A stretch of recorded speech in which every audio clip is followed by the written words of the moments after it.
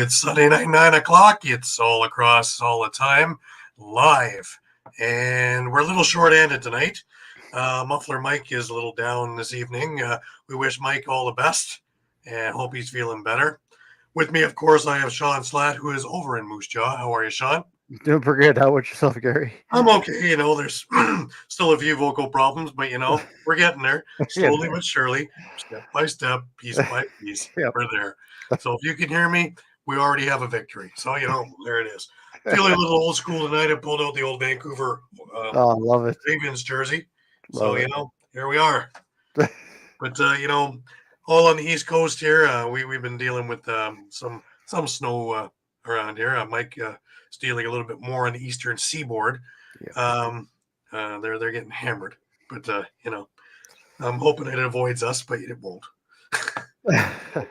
The Western New York stuff will come down into Ontario, and should be a lot of fun when I try and head to Rochester next weekend for the games. Oh, yeah. You'll have a mess.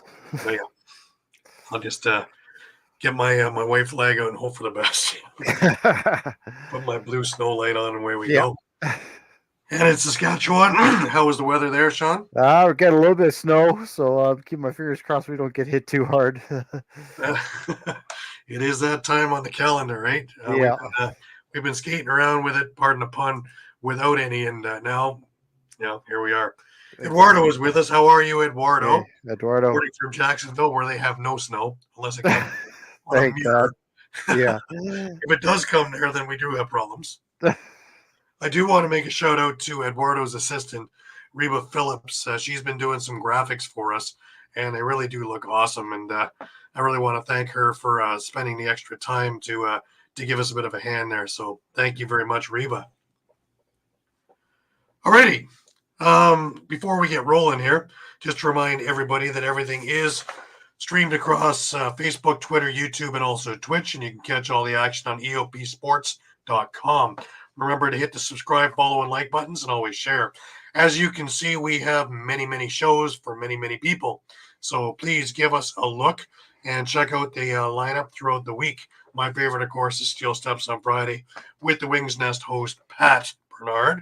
Loving that show. Anyways, if you missed a show, no worries. You can grab all the podcasts and all the major podcasting companies, which include Amazon, iTunes, Google Play, TuneIn, Stitcher, and Spotify. And also, you can catch it on the EOP YouTube page. Or if you're looking for our show in particular or our library, you can go to the All Across All the Time YouTube page, in which you're going to find lots of stuff. You're going to find press conferences, interviews, fights, retro games, as well as our library of shows.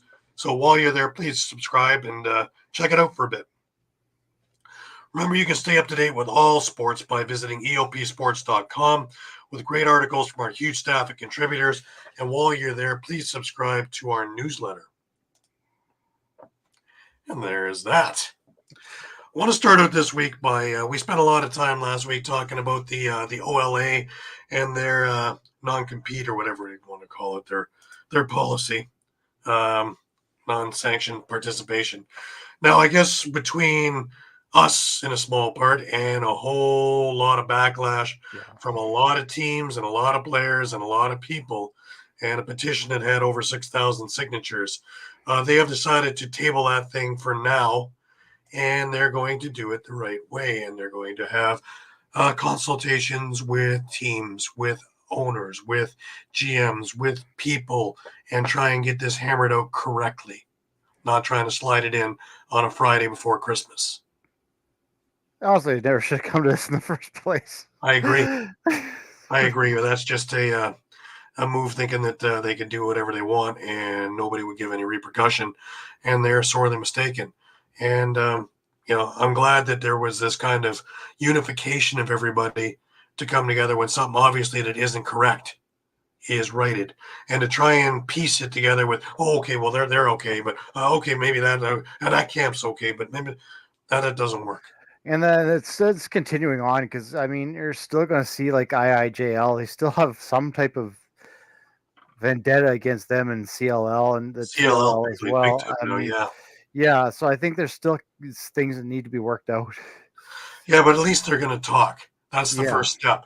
is let them talk. Don't just be trying to bully things around and bully the players, because you're there for the players as the board to Exactly. Yeah. govern what's good for, not just what you think. So this is a definite step in the right direction. I'm very happy to see that everybody's cooled their heels and are actually going to get to the table at some point and discuss this rationally. Adults, rationally. Yeah. So anyways, let's move on. The Team Canada women got together this past weekend and had a number of workouts. And Dana Dobie had this to say on it. It's been a dream come true to step back on the floor for the first time with Lacrosse Canada across my chest. Box lacrosse kickstarted my love for this beautiful game at the age 4. I am so thankful to everyone behind the scenes who helped create an equal opportunity to play and compete for our national teams around the world. Women's box lacrosse is here to stay. We hope you all enjoy the show. It is spectacular. And I have a little clip from everything that has gone on over the weekend. And if you don't think there's contact, stay tuned.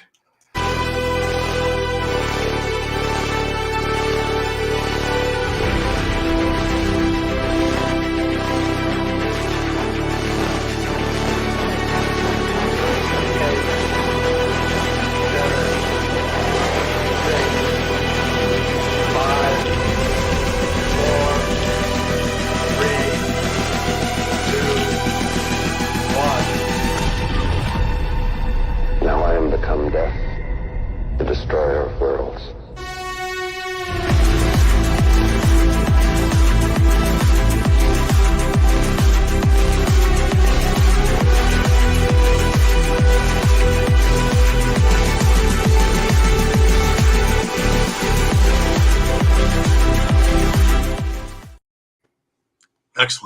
Excellent. Yeah. Love to see them compete. A couple of people, Christy and Mike Green, who we've talked about on the show with some of their trials over Manitoba. Their 2 daughters are out there trying out for the team. So we wish them the best of luck, as well as everybody else on the 5 squads of girls that are out there to compete for the one going to go under the Canada banner. So all the best to everybody there. Eduardo came in and telling us it's 65 Fahrenheit. I'm jealous. Yeah, it must be nice. I'm pretty jealous, man. I'd be running around in shorts. Yeah. Tank top, shorts, and we're all set. There we go. 65, man. We're only about 40 degrees colder than that. Just a little. Just a little bit, yeah. Yeah. Yeah, you start turning the car and the car goes, please. Yep. Even worse out here, Gary. Trust me. Eduardo's still on his kick that he gladly traded. You gladly trade? I don't know, man. Something my family found out when they came over from the Philippines is the first 2 winters are amusing. Then, not so much. They suck. Yeah. And then it's just slop. So, yeah. Anyways, getting back with summer, the PLL. Remember those guys? They do have a tournament coming up in about a month and a bit, but they announced their summer schedule and where they're going to be, and true to form, every home team has their home date. And it's going to be interesting to see some interesting places. But could be interesting. I can't wait till I see a Canadian city there at some point. That'd still be nice. That'd be great. It'll still be interesting to see just how this model works with the kind of each home city getting a weekend type of deal and keeping kind of that touring model. Well, the touring model, I think, is great because it cuts down majorly on expenses, right? Instead of having to rent 4 stadiums, you only need 1 stadium. Yeah. Instead of having to have 4 road crews, you only need 1 road crew. Instead of having 4 sets of officials, you only need 1 set of officials. And it goes on and on and on. And each one is huge savings towards the league. And if you have everybody congregated in one place, merch sales go up. Yeah. And now that you have home teams, you might have more identification. So those things will go up as well. So teams that may not sell as much might sell more now. So there's a number of really good ideas in there. And the touring model, I think, has to be for at least for the time being, for those particular reasons. Yeah. All righty. Gaylord Palace. He was inducted into the North American Indigenous Athletics Hall of Fame. That's a long time in coming. No kidding.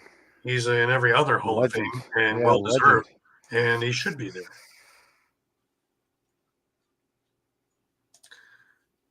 Uh-huh. Mm-hmm. Well, Grable does know where Canada is because he's been here. He's actually, I think, still on the Toronto Rock holdout list. Still taking over a roster spot. Yeah, well, Yeah. So holding our breath, where he'll be 68, but he'll be there Yeah. with a stick. Maybe with a ceremonial face-off or something. But I mean, you should know that you can get crowds in Toronto and other places in Canada for sure. Like, yeah. All right, over to the drama. Owen Sound returns to make it a 7-team MSL league. Major Series Lacrosse is very happy to announce the return of Owen Sound for the 2024 season. We're excited to have the Owen Sound franchise in our league. We also want to thank Steve McCarthy for his hard work securing a new ownership group. MSL is elated to be a 7-team league this season. Now, a little more background to this. To do it, former North Stars owner Joe Norton had to give up the team. So on paper, he has signed over the ownership to Steve McCarthy and his group in just a paper deal. No money changed hands in the transaction. Norton will remain the owner of the Owen Sound North Stars Senior B team that plays in the Ontario Series Lacrosse League. According to Steve McCarthy, we made it clear to him we can finally get an opportunity here to see if the team will float without him being involved. But if he insisted on being the owner of the franchise, it would cease to exist. He didn't really have much of a choice. In December, Major Series Lacrosse made it clear they were done with Norton, the Michigan-based businessman and Bug Juice owner who purchased the Senior B Owen Sound North Stars and Senior A Brampton Excelsiors in 2018. Norton's attempt to move the storied Excelsiors franchise to Owen Sound resulted in years of infighting, legal threats, accusations, treachery. Several leadership shifts at both the Ontario Lacrosse Association and Major Series Lacrosse, and of course the tie-dye style jerseys. Boy, they were ugly. Eventually, after nixing the move of the Excelsiors to Owen Sound, the OLA compromised and allowed Owen Sound to participate in the MSL as a 7th franchise, with Owen Sound and Brampton working together to resolve any roster disputes. Just when it looked like Owen Sound would join the league for the 2023 season, Norton decided to pull the team out of competition, taking what was then called a 1-year hiatus to better prepare for the financial challenges of operating a semi-pro summer squad. The MSL Board of Governors had enough, and League Commissioner Lynn Withers said in December that Owen Sound could join the league as long as Norton was no longer involved. Norton hasn't responded to requests for comment from anybody, really. And Withers said in December she hadn't spoken to Norton ever since she took over in 2022 as commissioner. McCarthy had talked to Norton, and it was his job to sell the sacrifice over the holidays. According to Steve again, Joe took a while to come around. He felt betrayed. He put all his money into the Brampton franchise and time and effort to move it here and to put up with everything he put up with. I mean, I'm sure there was a part of him that thought, well, if I can't be involved with it, with everything I went through, then to hell with it. Eventually, McCarthy said Norton agreed to divest himself of the team, but only to McCarthy, the man who had been there through all of the dramatics and had moved Owen Sound to run the club originally as its general manager. It's now his ball to bounce and his bank statement to balance. Steve again said, I operated the Brooklyn Merchants in the Senior B League for 14 years, at times as the owner, general manager, and coach. I've been through this before, enough to know it's not a one-man job.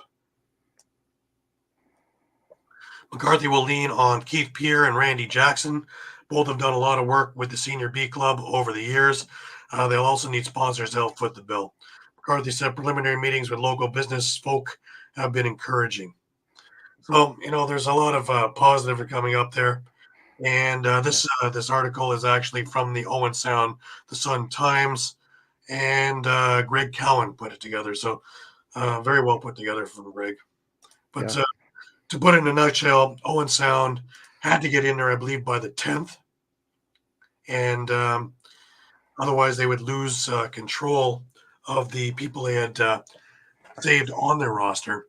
and they would just be an expansion franchise starting from scratch. So this was just under the wire to get it in there. So, kudos to Steve McCarthy. I know Steve well from my days with him, and he's a great guy, great coach, great operating guy, and he's done things everywhere.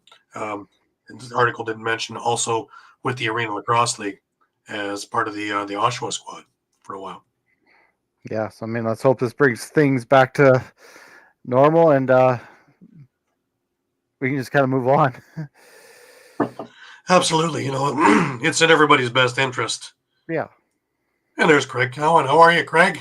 Oh, Another one with the Brampton organization. Great to have you with us. Alrighty, let's keep moving on here. We go to the Arena Lacrosse League, and we had both men and women going this weekend. And for the first time this year, the ALL Women's East had games, and they were over at the ILA on Saturday. The Blazers beat the Sirens 9-5. The Skyhawks tied the Cobras 7-7.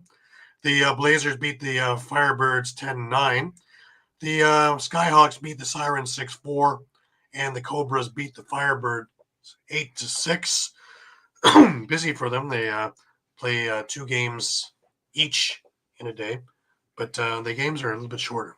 It's only an hour between games, so it works. It works, and it's great to see them going. The ALL West also went open Langley. They haven't posted any scores yet, but as soon as I have them, I will have them up on All Lacrosse all the time. And, we love keeping up to date with everything that they are doing. Absolutely fantastic, Craig. With the men in the ALL, in the East, they had their 4 games. First, we start off in Brampton on Friday night, where the Peterborough Timbermen just went to town on the Brampton Express. They beat them 18-12. Sorry, let me just get the score up here. Yeah, 18-12.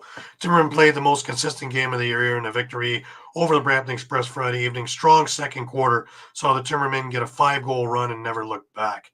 Brampton did keep it close at the half with a strong second quarter. The Timbermen put together another 5-goal run in the second half and rode it to the 18-12 victory. Brian Rice and Spencer Corky led the way for Peterborough. Jake McNabb, Sam Drumnitsky, and Gavin Tebow led the way for Brampton. Gage Board was a playmaker there with a goal and 7 assists for the Brampton squad. The 3 stars were Brian Rice from Peterborough, Jacob Gasparetti from Peterborough, and Gage Board from Brampton. We move over to Saturday afternoon, and the Toronto Monarchs and Whitby Steelhawks met up in what was a battle of 2 of the elite teams in the league. And Whitby came out on top 16-13, and this battle lived up to all expectations. The Monarchs had a 6-3 lead early in the second quarter when Whitby came to life. Nikolai Ferris scored 5 times in the quarter to give the Steelhawks an 11-8 lead at the half.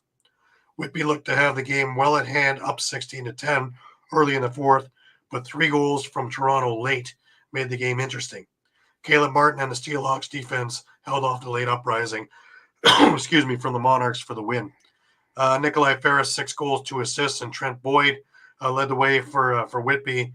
For the Monarchs, Parker Pfeiffer, Nick Miller led the way, with Dan Williams and Stephen Bertelli being the playmakers.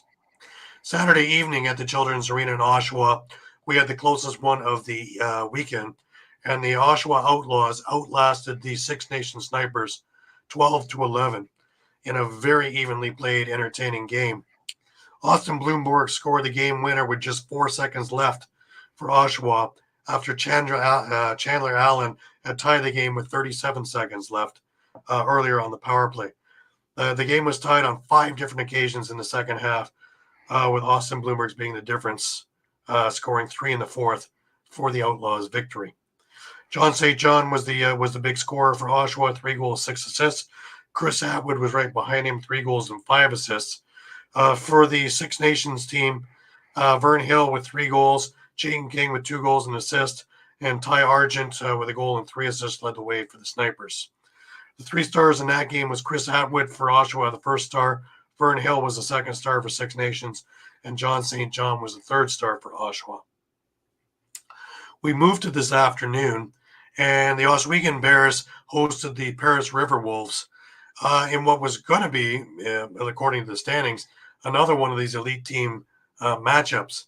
But Paris had other ideas in this game, and they just went pillar to post with Oswego, beating them soundly 19-8. Even though Oswego played Paris tough in the first quarter, the River Wolves dominated the game the rest of the way. Down 3-1 midway in the second, Paris rhymed off 15 of the next 17 goals in the game, including a 9-goal run that stretched from the 6:18 mark of the third to the 11:35 mark of the fourth.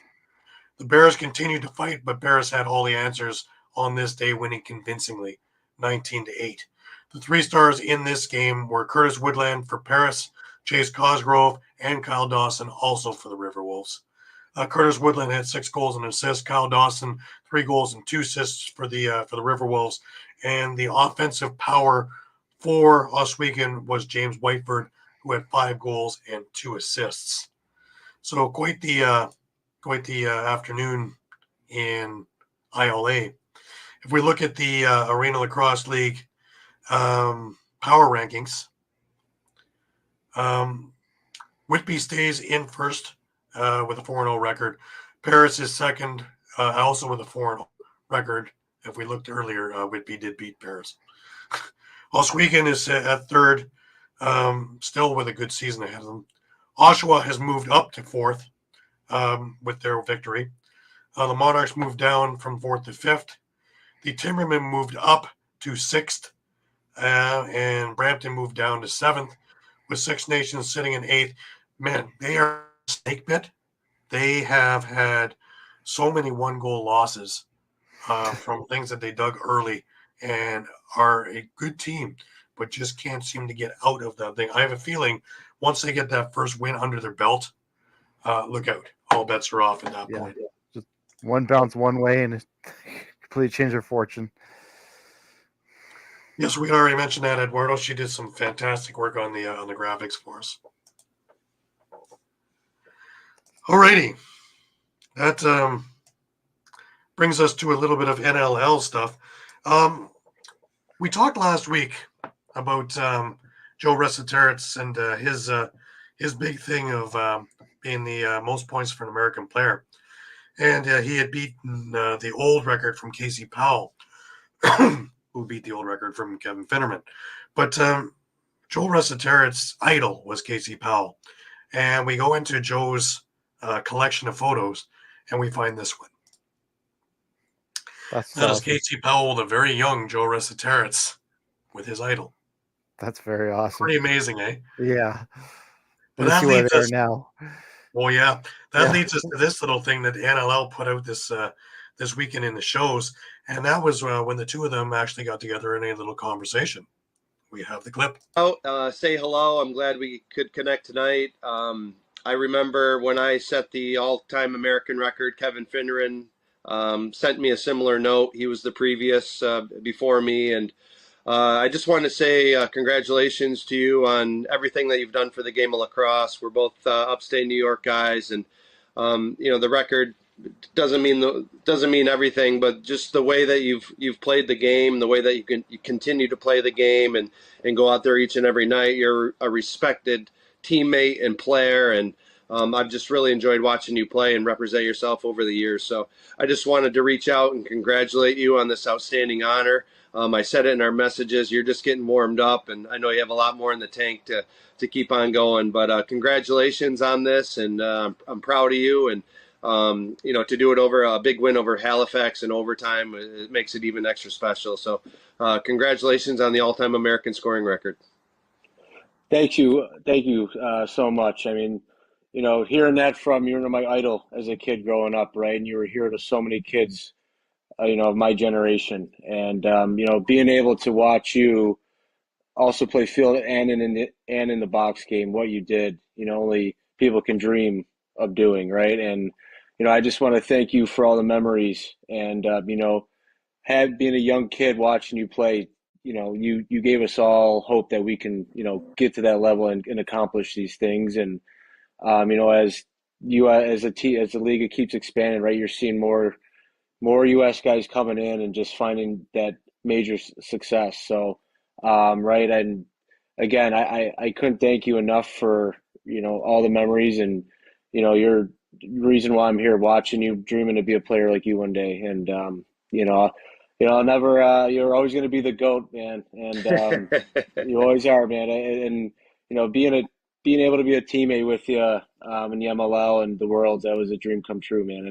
And it was one of the best times of my life when that happened. So again, thank you for, the call, and everything. And, again, you're my all-time favorite player, man. And, I wouldn't be here if it wasn't for you. Awesome. That means a lot. And a typical Joe Resetarits form, you turn it back on me, but this is really about you. This is about you, man. This is what you've done, and it's a crazy accomplishment. It's a ton of points in a league that's dominated by Canadian players. So we'll forever be have our names up together, for a long time until the next stud comes along. But congratulations, and keep her going this season, and go Wings. Yeah, go Wings. Thank you, Casey. Appreciate the call. That's awesome, eh? That's great. The couple things I noticed first is, did you see Joe's face when Casey said, "I'm proud of you"? Yeah. He just lit up. Again, eh? Yeah. And Absolutely, yes. that and just how humble Joe is about the whole thing, right? It's Absolutely. awesome. Yeah. Eduardo, yeah. Very nice. Yeah. Absolutely. Just before we get rolling again, I just want to remind everybody this part of the show is brought to you by Dolan's. All right, guys, when you're staying local and you want to watch a great game or just hang out with some great people, make sure to go to Dolan's Bar at 24 East Sellers Avenue at Ridley Park. Right off of I-95, south of Philadelphia Airport, Dolan's Bar is the place to be. Great music, great times, memorabilia giveaways, great drinks, and even better food. You never know when a former Philly sports icon walks through the door. You got to go to Dolan's, 24 East Sellers Ave at Ridley Park. Tell PJ that EOP sent you. Go to dolansbar.com or follow them on Twitter, Facebook, Instagram, or even TikTok. We'll see you there for the game. Absolutely. Eduardo's right. He is so humble. Yeah. It's exactly. That's, part of the real thing I really like about him. So I was going to say, that's the kind of guys you want to cheer for, right? Like, makes you want to cheer for him. Yeah, exactly. We'll find out later. He had a little bit of a rough day today, but hey, it is what it is. Yeah. A few milestones this weekend. Big one here for Jordan McIntosh. 1,642 loose balls. That brings him above Mark Steenhouse in the all-time list, and that brings him to number 7 all-time. Pretty impressive, I would say. Yeah. Great career. Great guy, too. Jeremy Thompson, 1,700 loose balls in his career now. He's 6th player in history to recover 1,700 plus. Pretty impressive as well. Oh, yeah. Another fantastic career. We had heard on the Buffalo broadcast that Dane Smith had hit 700 loose balls, but I haven't seen any graphics anywhere for it yet. But looking at the stats, it is correct. He is now over 700 career loose balls for Dane Smith, among all the other accolades. He does everything, doesn't he? He is the everyman. And finally, the ball started dropping for him, too. And it took, of course, a floater that I don't even think he was shooting at the net for the door to open for him. But we'll get into that when we get into the – it doesn't matter how they go in as long as they go in. Chase Fraser, he had a couple of goals in the game, and congratulations. He's now had 100 career goals. And today, Jeff Teat, with a huge game, went over the 100-goal mark. That didn't take very long, did it? No, it didn't at all. If there was one person that would put Tavares' record in jeopardy, this is the guy. It's just whether he has the longevity and wants to stay around that many years to do it. But he's got all the tools to do that if he hangs around for 15 or 20 years. Yeah. Oh, yeah. Amazing what he can do, especially with all the double and triple teams and taking everybody's best defenders game in, game out, and still can put up 8 or 9 points in a game Insane. at this level. Yeah. That's absolutely amazing. We had a couple of trades to talk about. The first one was the ailing Philadelphia Wings traded away their 2025 third-round pick to get Jordan Sturros into their lineup.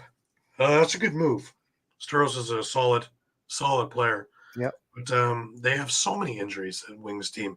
They're just starting to get their offense back, and their whole defense is down. It's just one thing after another. And as we talked off air, are we now seeing Colorado already starting to sell away? Yeah, they played a pretty good game, but they got into a big hole very quickly. But their second half, they showed how feisty they can be and almost pulled off the thing they did in Vancouver. But, Buffalo isn't Vancouver, and that wasn't going to fly. But speaking of Buffalo, one of their 11 goalies, they traded away. Doug Buckham is now part of the Rochester Nighthawks.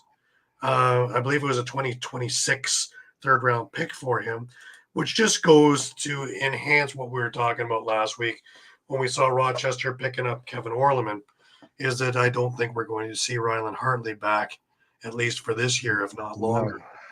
No. That was a pretty wobbly, woozy, scary moment. Yeah. And concussion number 4, 5, I don't even know how many it is now. But they're not saying much about it over in Rochester. But everything I've seen from concussions and concussion syndromes, that certainly looked like all the boxes were ticked off on that one. But, again, there's been nothing put out by Rochester other than that Hartley is on the IR. But watching them parade goalies in. Yeah, I think you can read the tea leaves a little bit there. Yeah. Well, yeah. Well, they've definitely enhanced. They have, 4 goalies in the roster now? Yeah. Including a practice squad guy. So let's see what they do there and how they react to everything there. But Doug Buchan, who's not going to get a chance to play in Buffalo. Let's be straight about this one. With Shanahan, Orleman's brother, Steven, with the other guy they drafted with the name that's about this long. There's not you still have a guy like Matt Vince too. So. Matt Vince is on a 2-year contract, so even after this year, there's still another year left on his contract. He still chooses. So Buchan, if he wants to get back in the NLL, and he should, this is his opportunity. Yeah. So, alrighty, let's get on to some NLL stuff, and we'll start with the 4 stuff. Oh man, I had another bad one. Sorry, guys. And Mike's not even here to gloat about his great. Oh, really? Yeah. Muffler Mike goes 4-0, and he's not going to be here to gloat. I'm sure the comments will start lighting up, but he even had the riptide in today's game. He knew that they were a desperate team, and he knew that a win had to come there. And one of the things he had marked down in his comments was that he knew New York would be desperate, and Philly couldn't take them lightly after the thrill of the big OT win in Halifax. With the win, this first 2-game series between the teams this season to finish 1-1. What's next in the tiebreaker should be needed come playoff time. If it's series goal differential, then New York has the edge in this one. So if it comes down to that, this one is a big one. Yeah. But Pat just staying consistent with 3-1. Shawn and Eduardo also at 3-1, and me kicking up the rear there. I thought I had it there, man. When Halifax was up by 2, I thought, I'm looking pretty good here. I'm the only one with them. And guess what? Yeah. I'm the only one who took the loss for that. Yeah, I took the loss on that one. Yeah. Oh, yes. And then, of course, I had Philly this afternoon, and, I wasn't there, and neither were they. Yep. So I had Philly too, so I. The only one who had it was Mike. Mike had New York. Mike had faith in the riptide, and there it is. They had to get that win sooner or later. Looking at the year to date, Pat is leading us at 20-10. Shawn is right on his heels at 19-11. Eduardo has come up and tied me at 17-13, and Muffler Mike is above the 500 mark, as what was his New Year's resolution, and he is right behind us at 16-14. There is a log jam in there. You got himself right back in it. Oh wow! Look at that log jam, though. I'm glad that you guys haven't jumped that far away with my 2 weeks of, All right, that brings us to a couple of games. Let's start off with, well, I guess we can start off with the Albany game, right? Makes sense. Albany Halifax. Jameson's 44 saves lead way. Simmons scores twice as Albany improves to 5-0. And I'll tell you what, Shawn, I am now a believer. I am a believer that this team is for real. My biggest argument in the pick'ems and my reasonings was that they hadn't really beaten anybody with a winning record. But Halifax is that team, and Halifax is one of the contenders that are supposed to be competing for the cup. Yeah. I mean, it's a huge win. And kind of one of the points I made too, like I had a chance to see Albany last week in Saskatchewan. I mean, the way their offense moves that ball, if you blink, you're going to miss it. I mean, it's just like a well-oiled machine. And Jameson is just looking like the goaltender of the year he was. Like, he's just amazing. Like, I don't see much of a weakness. I know one point that's been brought up by Mike a number of times, and even in this game, is Albany was 1 for 7 on the power play. Again. So that could bite them later, but they're finding ways to win. And it's with the young guys like Ethan Walker, who had the game winner in Saskatchewan in overtime. Who else? Travis Longboat, Alex Simmons. It's the young guys that are really showing up. Ironically, one of the things that they have been good at all year has been faceoffs. And Jake Withers just took Nardella to school, 17-9 for Halifax. But with all those extra possessions, it still didn't eke out a victory for them. Yeah, which is interesting. But as you mentioned, just to kind of go through the game here, Halifax got off to a quick 2-0 lead with Dawson Theed and Austin Shanks scoring. Again, Walker comes in 2-1. Graham Hossick gets them back up by 3. Nathan Grennan puts them Albany back within 1. Travis Longboat ties it in the second. Austin Shanks gets the lead back, but then you see a 4-goal run from Albany, and now they're up by 3 all of a sudden. And one of them was off a Nardella face-off too. Yeah, so he may not have won a lot of them, but when he did, he made it count. Yeah, exactly. I mean, Ryan Benesh got Halifax back within 2 at the half, but again, Halifax came back. Clark Peterson, Benesh again were tied up. Sam Firth gives Albany the lead again. Theed ties it. Then in the fourth quarter, it's just kind of where things went a little haywire.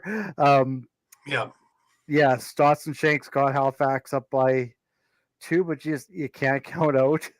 I thought I was looking good at that point. 2 goals in 20 seconds, and bang, we're up by 2. They're up by 2. Yeah. And then all of a sudden, you sneeze and you make a sandwich in the kitchen, and what happened? That's how good and how quick a team Albany is now. It's insane, yeah. And at this point, like, who's going to stop Albany? I mean, maybe at Toronto, but that'll be an interesting game. They're going to be a tough team to beat. I mean, I think they're for real. They're definitely for real. And the one thing that last year really is not indicative of what they do is they were so hurt on every single level. Yeah. And it was a great time for Glenn Clark to audition people. Keep in mind, they still don't have Williams. Yeah. He'll be back. He'll be in the lineup next year just to add to all the fun. Add to that, yeah. They're going to be a scary team once they have Williams in the lineup. Oh, my gosh. It's a continual thing. We have some highlights of that game, so let's just put on a clip and have a look at 3 minutes worth with thanks for courtesy of the NLL. Unified standings of the 15 teams. The top 8 get in. Walker puts the defense on skates and blows it by Hill. Reporting on the game for his own media purposes. He's taking some photos pregame. He said he saw some Alex Simmons jerseys out and about. High school lacrosse with my brother Mason. They won a couple state championships together. And the Firewolves put in their second, Nathan Grennan. Their loose balls leads to a goal, so a way to impact the game is by picking up those loose balls. Oh, Longbow takes a journey and puts it through. Good answer.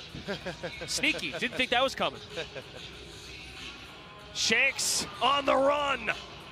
Second of the night for Austin Shanks. And Walker, and they're just spreading the ball around, and everybody's pitching in. That's why they've been so effective, and that's why they're 4-0.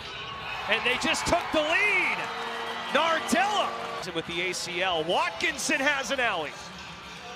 Hits the trailer. Kostiuk again. Stotts took that big hit by Byrne along the board. That led to the boarding call. In front. Albany scores. Paulus, the lefty, snipes to Longboat, his second game. Absolutely. I mean, just the way he plays and the feel he has with the ball is impressive and continues to do so. That's a much-needed G for the Halifax Thunderbirds. Yes, yes. Usually when I was on the same team as my brothers and they wanted the ball. And we've got a tie game. Banesh on the... Failed to get anything going so far in the third. I don't know if they've been shut out a quarter this year. Oh, there we go. Nope, not anymore. They're back in front, 8-7. Firth with a dart. On the swing, Halifax operating east-west. Feed like he's on the post. The power forward in hockey is what Micah Kersey calls him. Things went here, Albany's first home game of the 23-24 season, falling in defeat in their season opener. Randy Stotts, welcome to the party. It's everything we thought it was going to be. You ain't kidding. And a 2-goal lead for the Thunderbirds. Austin Shanks has a hat trick to Albany's offensive zone. Walker the swing, and Albany scores to cut the deficit to 1. Alex Simmons. Live and that was a missile from Alex Simmons. Sorry to interrupt, Casey. That ties the game at 10. Those are, to me, are a little bit even more important because of the timing of the game. And there's a go-ahead goal for Albany. And there you have it. Yeah. So, and the empty net goal, and that was it. And Albany is 5-0. Pretty amazing. Yeah. Who had Albany at 5-0 at this point to the beginning of the season? That's for sure. Yeah. Before we move on, I just want to remind everybody this part of our show is brought to you by Sherry's Ticket Town. All right, guys, it's time to talk about Sherry's Tickets. Sherry'sTickets.com is easy to use and has no hidden fees. The price you see is the price you pay. Pay less and play more with Sherry'sTickets.com. Save even more by using the exclusive promo code EOP10. That's EOP10. Do not pay hidden fees and save 10%. Why use any other ticket reseller and get those hard-to-come-by tickets to the big game? If you need a more personal touch, give them a call at 610-494-5050. That's 610-494-5050. Sherry'sTickets.com also has great theater and concert tickets that are hard to get your hands on. Remember, do not overpay and save with the best at Sherry'sTickets.com. Save 10% using the promo code EOP10. That's EOP10. You'll thank us later. Sherry'sTickets.com. And for you Eagles fans, the Phillies are just around the corner. No cap needed. Oh boy, did they have Don't a rough go one there. today. Oh, we'll just leave it at Yeah.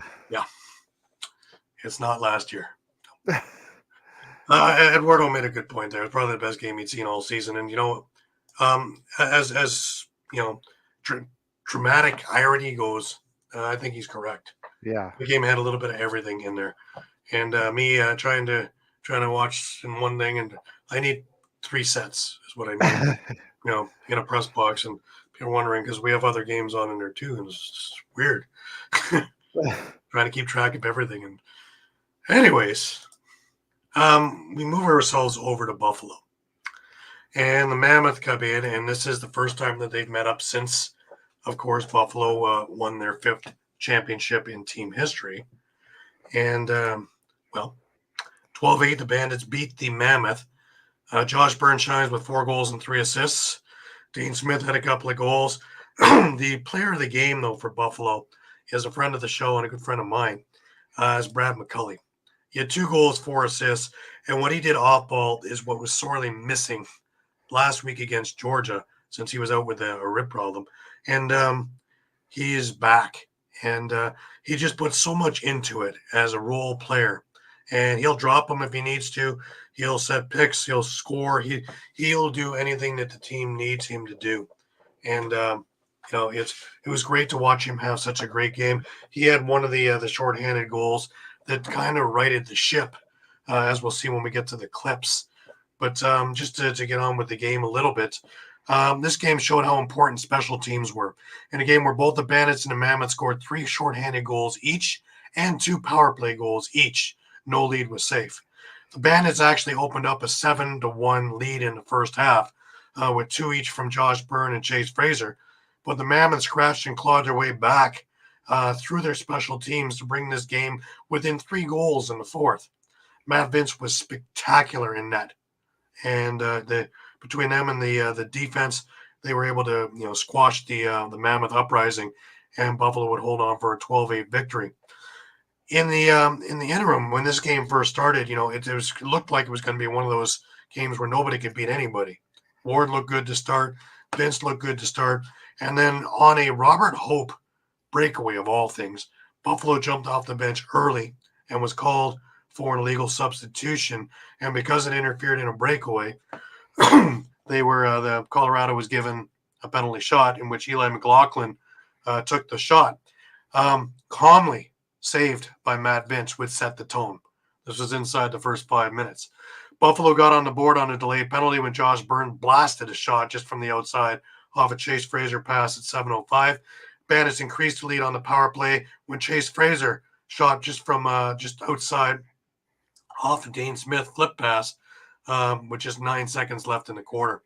2-0 after 1. Buffalo scored on 4-on-4 action with Brad McCulley quick stick to Chase Fraser pass, followed by Josh Byrne with his second of the night. As he stepped out of the penalty box, he sprinted to the net. Dane Smith hit him, and in stride, boom, finished it. And at 3:52, it was 4-0. Chase Fraser scored his second of the night with a quick low-to-low shot to the far side of Dylan Ward off a Josh Byrne feed at 6:06. And that was Chase Fraser's 100th goal career. The Bandits continued the onslaught when Token Nanticoke scored from the high slot with a high-to-low shot, short-handed off a Josh Byrne pass. Colorado finally got on the board on a 2-man advantage when Zed Williams scored unassisted. But Dane Smith came right back short-handed, converting a Brad McCulley pass at 10:24. So at the half, Buffalo was up 7-1. In the third quarter, Buffalo got on the board first, with Josh Byrne scoring his third of the night, just 22 seconds in. It was originally called off, thinking Byrne was in the crease, but on review, the call was overturned. Colorado answered with Eli McLaughlin quick sticking a Connor Kelly pass at 1:19, but Dane Smith scored his second of the night with a low-to-low blast off a Josh Byrne pass. This one was meant to be shot at the net. His first one, kind of a little floater that looked more like a pass that just take what you can get. just full board. The Mammoth scored 3 shorthanded goals on a 5-minute power play to Buffalo when Paul Dawson was called for an illegal cross check that really knocked the helmet off of Nanticoke. So, yeah. But anyways, Eli McLaughlin scored quickly in transition off a Joey Capito pass, followed by Tim Edwards scoring unassisted just 10 seconds later. And Connor Kelly scored the third shorthanded goal in transition with a 360 flip move spin, and again off a Joey Capito pass at 8:50. And, all of a sudden it was getting quiet in Banditland.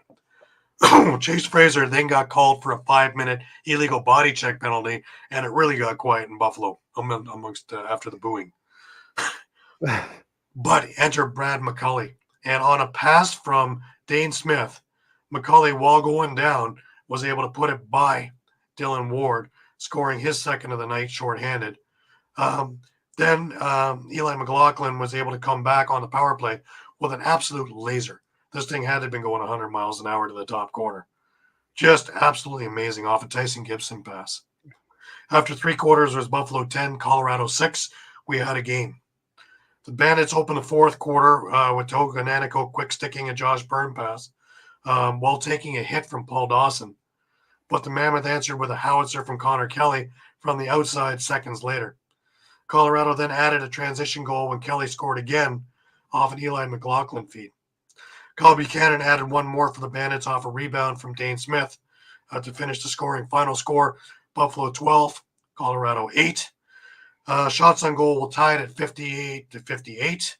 The faceoff battle went to the Mammoths 16-9. Loose balls also went to Colorado 63-58. Colorado went 2 for 6 on the power play, but 3 shorthanded goals. Buffalo went 2 for 5 on the power play with 3 shorthanded goals. Pretty great game. You know, it was really the Bandits looked like the Bandits in that first half, doing runs, having fun, feisty, doing things that the Bandits normally would do.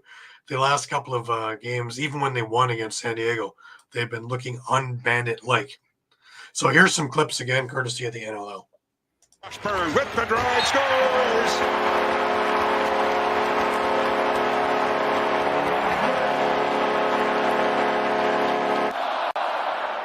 Smith now from the top of the slot as the quarterback. Feed pass to Frazier, scores!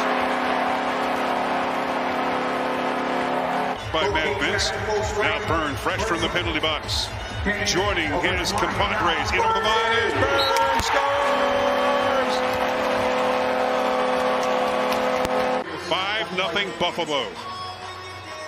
Josh Byrne with a dash from the right wing side. Does some nifty Deacon. Score! Well, they did it last week against Georgia. See if they do it against Colorado, affording more room for the Mammoth, and they score. Arena on the second half comeback. And he got everybody jacked up, just like Chase Frazier likes to do. Yeah, he's a high-energy guy. He plays real physical, loves to drive the net. Underway for the second half of play, and a mad dash for Josh Byrne with a shot on to 1 here in the third quarter of play. 200 career points. Now to the near side, and there's a shot on, score, Colorado. Good connection made, and we'll go back to the origination of the play. Beautifully set up by Connor Kelly and finished off by Eli McLaughlin. Special teams continuing to be a story. Colorado scores a shorthanded goal.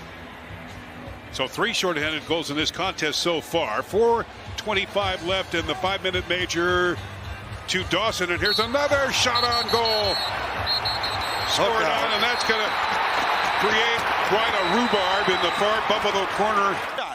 Knocked it back to Spanger, who was over the line at that point to save the 8-second violation. Josh Byrne in front, score! Nanako! That's Spanger having a great night tonight. Going toe-to-toe in front of Dylan Ward. Now Colorado returns the favor by getting a right back, and they score! And there you have it. Buffalo wins 12-8. Like I said, one goal, you're seeing Josh Byrne just sprint down there, and then they called it no goal, but it was on review a goal. We have Brian Cole suffered through a tough one today in Philadelphia. Yes, you did. Yeah. Happy New Year. But we'll get to that game in a couple of minutes. What more can be said about the Bandits? And they're starting to look Bandit-like, and that's scary. And if Dane Smith is starting to score on top of the others, that's a little bit troubling for other teams too. Yeah, I'm more wondering about Colorado and kind of what's going on there. I mean, I know their guys got injuries, but they still got Connor Robinson. They still got Eli McLaughlin. They still got Zed Williams. Connor Robinson in this game, he didn't do anything really. Eli McLaughlin, he was the force behind everything. Zed Williams a little bit, but even then, I didn't see much of him through most of the game. And that's the thing. Like, this is very un-Colorado. Like, I know they are perennial slow starters, but this doesn't seem like them, you know. We're already we're heading into week 7, so in a 20-week season, we're almost at the halfway point, believe it or not.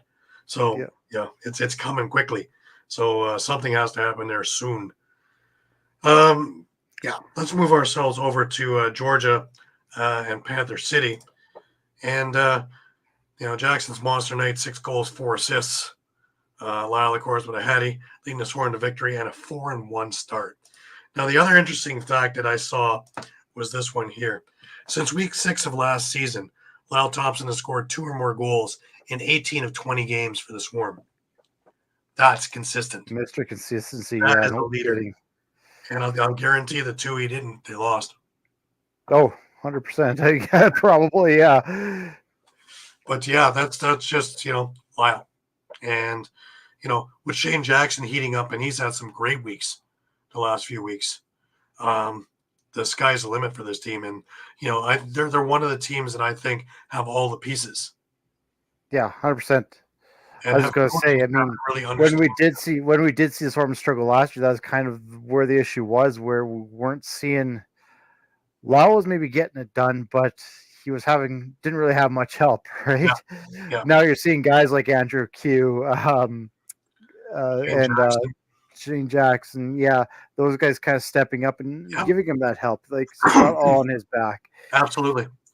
And, they can rest easy knowing that Dobson's in net and he is solid.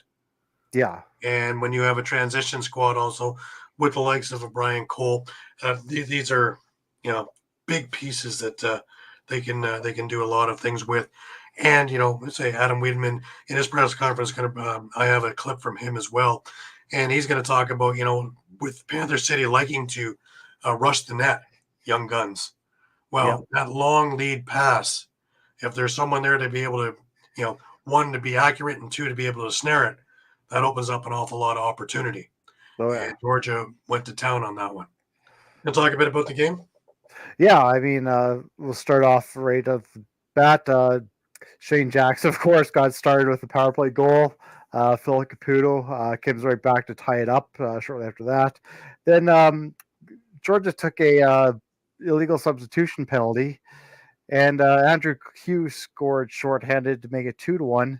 And then Lyle Thompson, scored on the exact same purpose. So 2 shorthanded goals on the same penalty to make it 3-1. Then Jackson made it 4-1 after the first quarter. Callum Crawford got Panther City back on the board. And then Mr. Cole there on transition made it 5-2 for Georgia. Lyle Thompson again showed up. Donville and Knox got Panther City back within 2. And then another 3-goal run for Georgia with the pair from Jackson. Again, he was unbelievable that night. And Andrew Q to make it 9-4 at the half. What do you think made the adjustments for Tracy Koletsky and all the that's the interesting one. And give credit to Cam McLeod coming in off the bench and in relief for Nick DeMude, because I mean he shut our high-powered offense out in the third quarter. Tony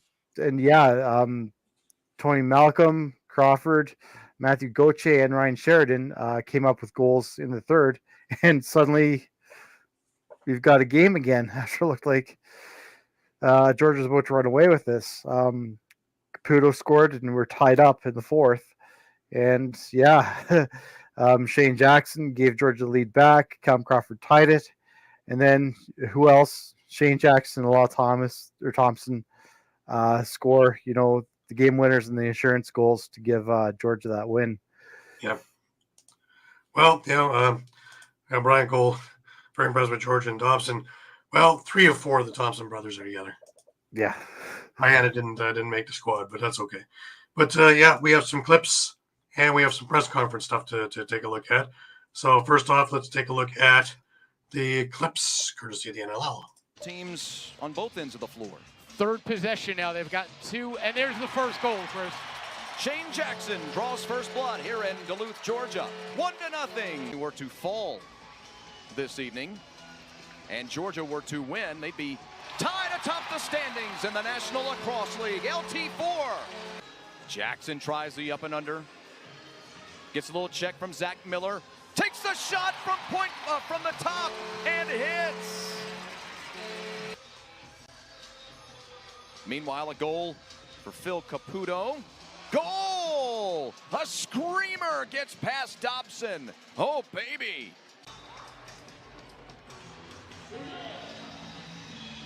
Breakaway, yes!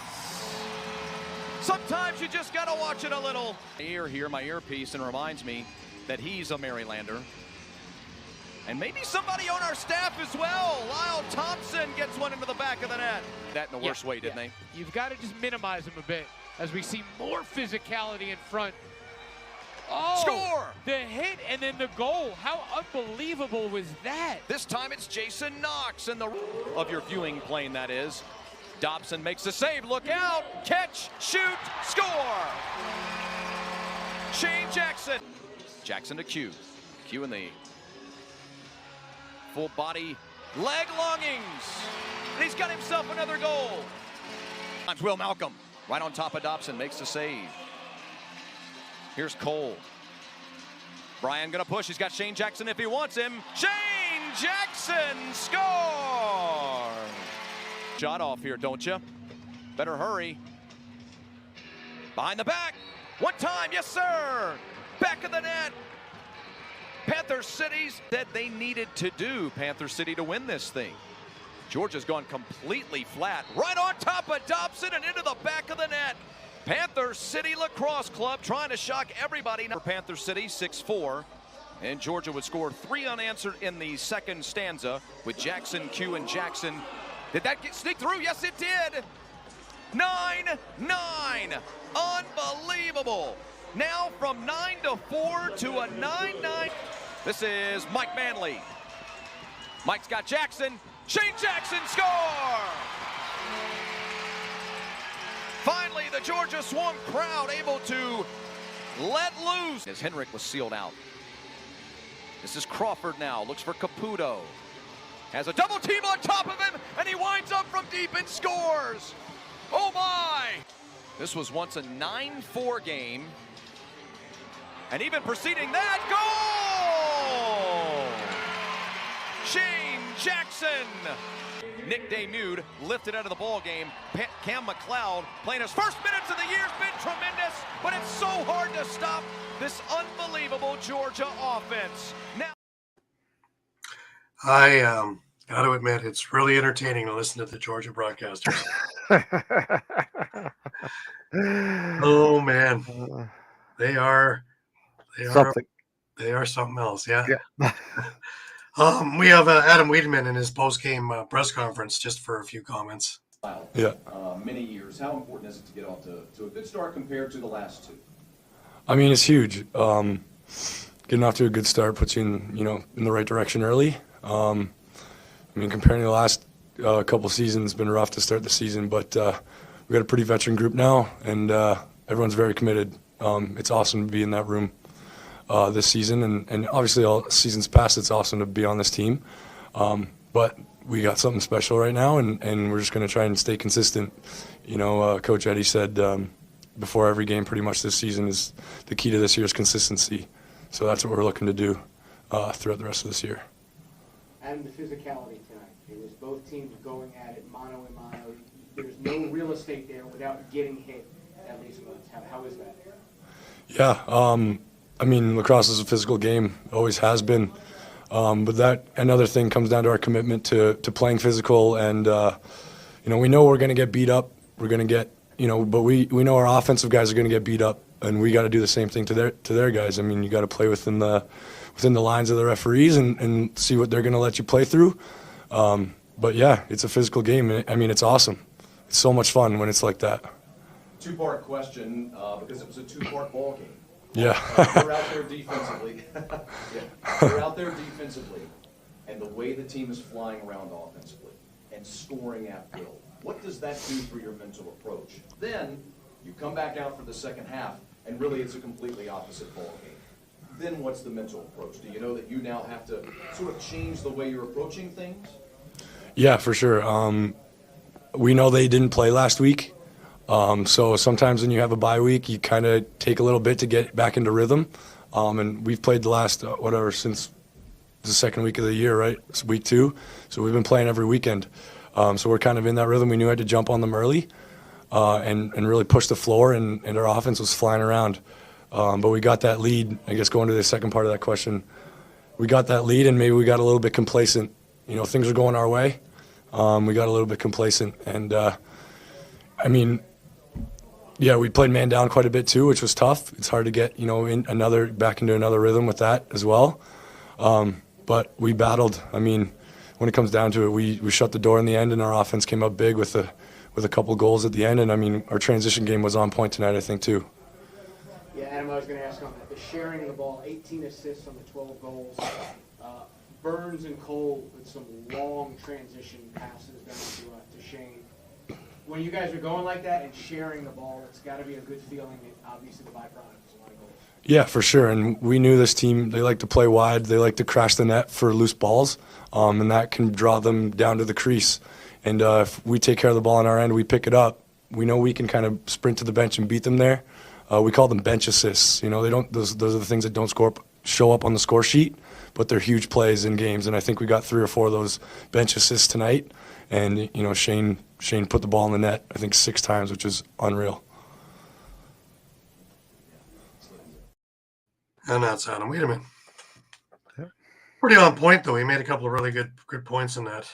Yeah, I find it interesting he used the words consistent because I think that was one thing they kind of lacked, at least early last year, especially when we're talking about goaltending, where they started with Craig Wendy. He really wasn't getting the job done. It was kind of back and forth between Wendy and Dobson, and they didn't really know which direction they were going to go in. Now they know they got solid goaltending in Dobson. He's consistent. We talked about Al Thompson. So, yeah, it was a good choice of words. Absolutely. Just before we get to the Philadelphia game, I just want to remind everybody this is brought to you by Philly Sports Trips.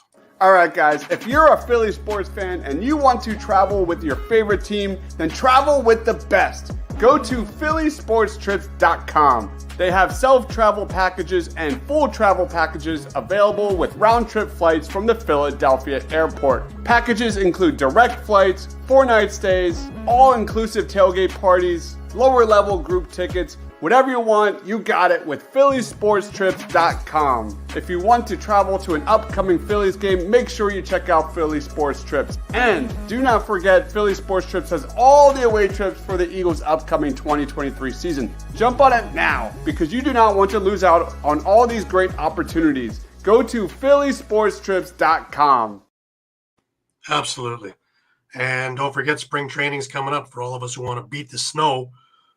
Sorry, Eduardo, but going to Clearwater or Dunedin to catch the Phillies or the Jays, I think sounds like a pretty cool idea. Oh, yeah. You know, me personally to be San Diego and against the Rock. So it's just trying to get out of the tundra, so to speak. Here. I can do without it myself. There you go. Let's go. Well, you got to cheer up with something, bro. Yeah. You know, unlike Buffalo, who's been having a pretty good weekend. Sabres, Bandits. I think the Bills, I know they're playing now as we speak. But the Eagles, the Wings, kind of a rough weekend. Yeah, it's a rough weekend for them. Now we move over to the Philadelphia game, and Pat, being part of the Philadelphia City, and I guess they're mopping up the snow over there as well. He's unable to attend our show tonight. So Jeff Teat scores 5 goals, 4 assists, including his 100th career goal. New York picks up his first win of the season, beating the Philadelphia Wings 16-9 in Philadelphia. It's a pretty impressive thing. But again, you know, Jeff Teat. Yeah, what can we say that hasn't already been said about Jeff Teat? And like we said, this is a desperate team, and we go up against a wounded dog. They're going to bite back at some point. Well, that's it, you know, and right from the word go, Philadelphia, the New York Riptide were on point. You know, they had 3 goals in the first 7 minutes of the game. It's Larson Sundown, Riley O'Connor on the power play, and Connor Kiernan. Holden Cantoni was back in the lineup for Philadelphia, and he scored to get Philadelphia on the board. But Kyle Matisse, it must have been sweet. Scoring a power play goal on his former fellas there. Mitch Jones and Taggart Clark with the first of a couple of goals in this game. And New York was up 4-3 at the end of the first quarter. Mitch Jones ties this game up, 4-4. But New York gets on another run as soon as Philadelphia ties it up. literally inside that minute. Connor Kiernan on the power play, followed by Jeff Teat, Mitch Wild, and Austin Madronic. And before you knew it, it was 8-4 for New York. Blaze Reardon, another one back in the lineup. So their offense is coming back. Yeah. Got one back, and it's 8-5 at the half. Then the Jeff Teat show starts. Teat scores 2 goals to start the third quarter for New York. Holden Katoni gets one back for the Wings. Connor Kiernan scores his second of the night for New York. Taggart Clark gets his second for Philadelphia. We're at 11-7 for New York right now. Jay Thornberry and Ron John, who got his first goal of the year. And it's 13-7 coming to the end of the third quarter. Taggart Clark got his third of the night with 35 seconds left in the third quarter. And the fourth quarter, when Philadelphia should be putting a pedal to the metal, was all New York. Kyle Matisse again on the power play. Jeff Teat with the next 2 goals, making it 16-8. And Joe Resetarits with his lone goal of the evening, making it 16-9. Looking at the stats of this game, New York outshot Philadelphia 61-39. So yeah, you can blame Higgins for a bunch of it, but man, he faced 61 shots. There's something wrong defensively in that case, and with the defense being injured, this is what went on. Again, faceoffs being an absolute killer for Philadelphia. New York went on a 25-5 run with the faceoffs, and another killer is the Riptide scored 4 of 5 on the power play. Philadelphia went 1 for 1. Right away, you see the disparity. Eduardo. Yeah, that's the first game I think they played that complete game. Yeah. And Dunkerley looked good. Yeah, we now see what they're capable of. They just need to keep going. Yeah, Cam Dunkerley, he didn't have a great game in Toronto, but he certainly had a good one over today in Philadelphia. And we have clips, so why don't we have a look and take a look at the goings on.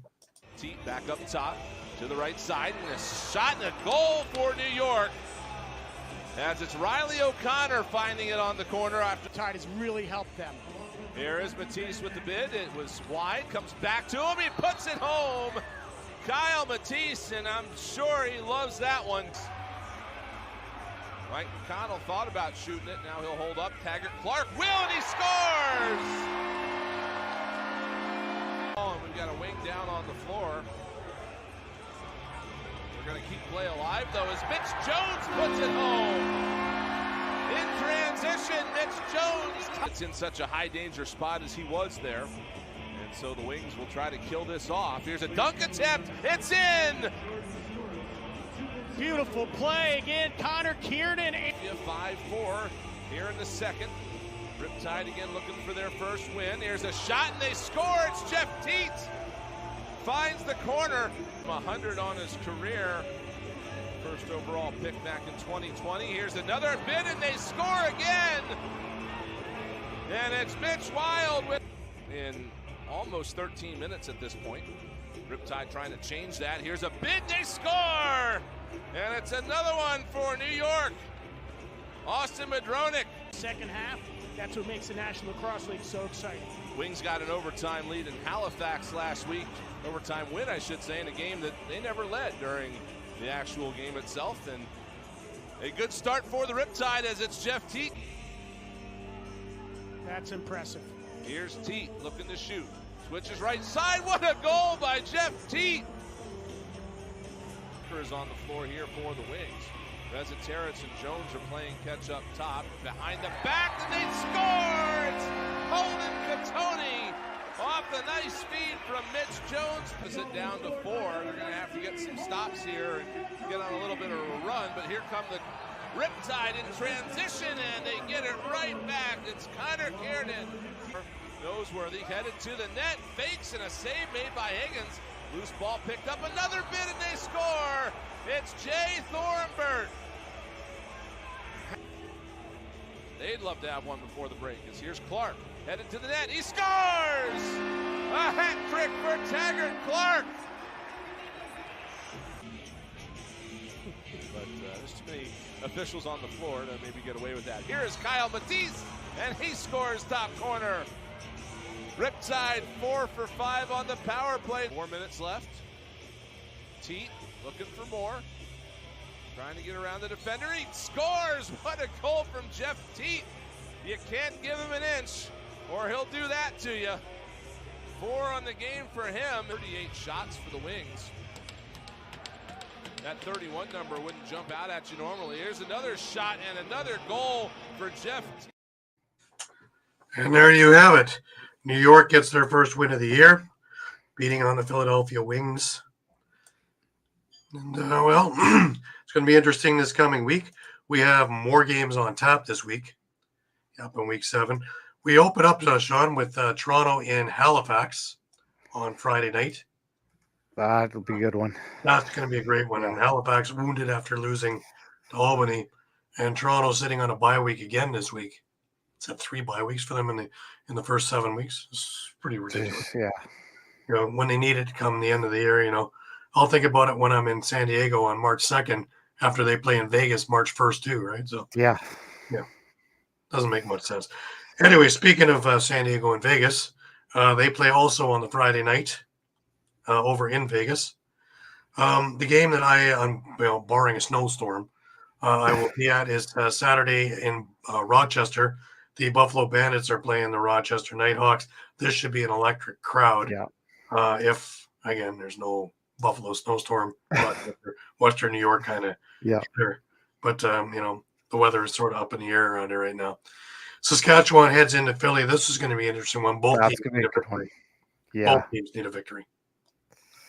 Panther City, they're hopping into New York, who are full of confidence now. Interesting. Eduardo,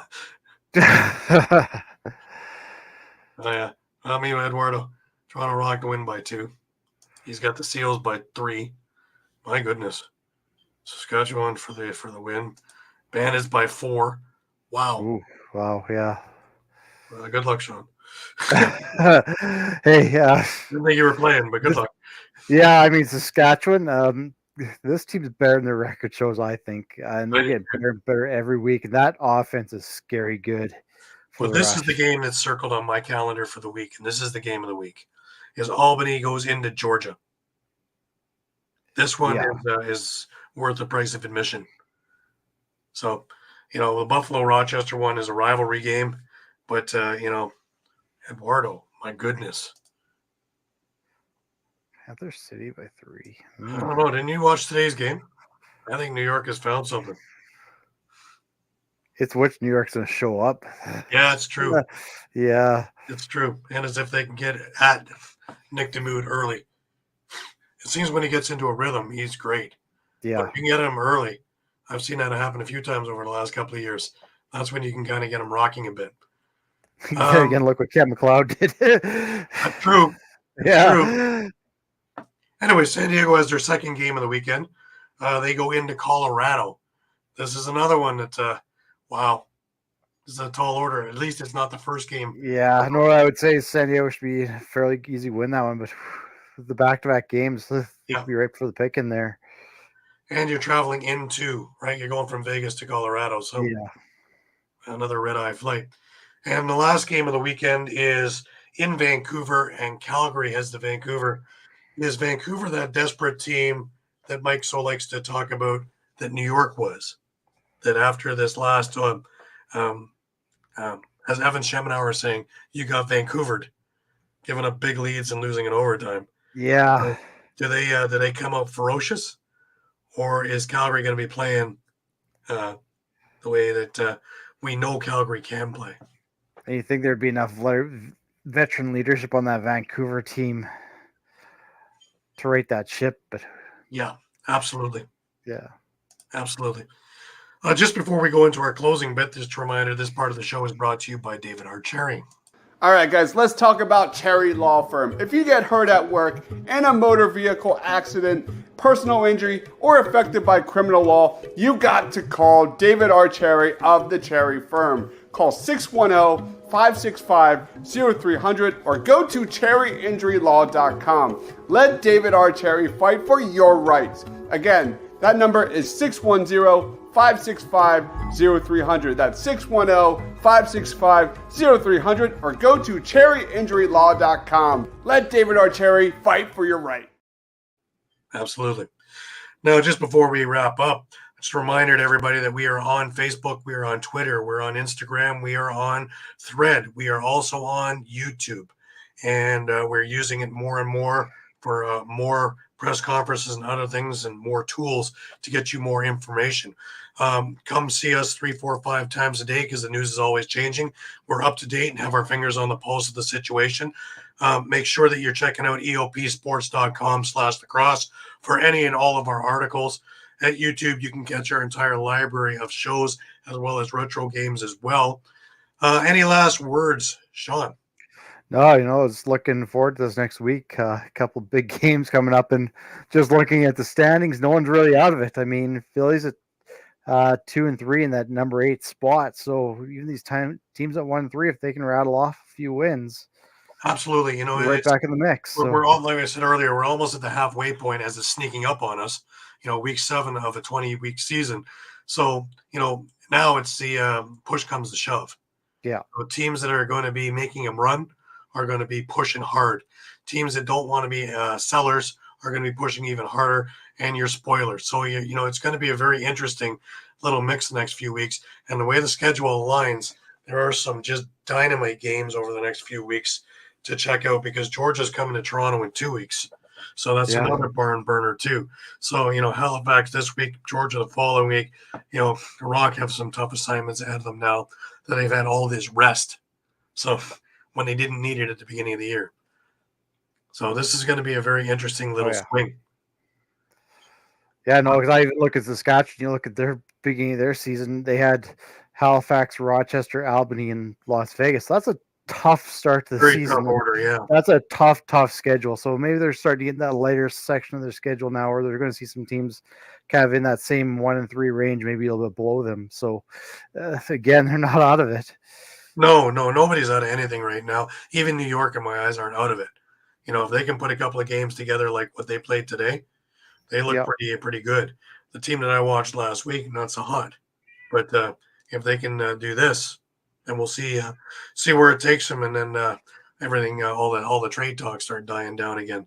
But it's going to get interesting because sooner or later they're going to have to make these decisions more sooner than later. Because again, with only 8 teams, top 8 make it, there's no little loophole to try and get into playoffs. No. So either you push or you sell. It's that simple. So, anyways, we miss you, Mike. Hopefully we'll see Mike back next week, stronger than ever, and ready to gloat again at another great week of pickup. Yeah. Way to go. I'll wait till he gets past you, Gary. Yeah, well, I'm still fighting. I'm still there, but I just haven't been doing it right so far this last couple of weeks.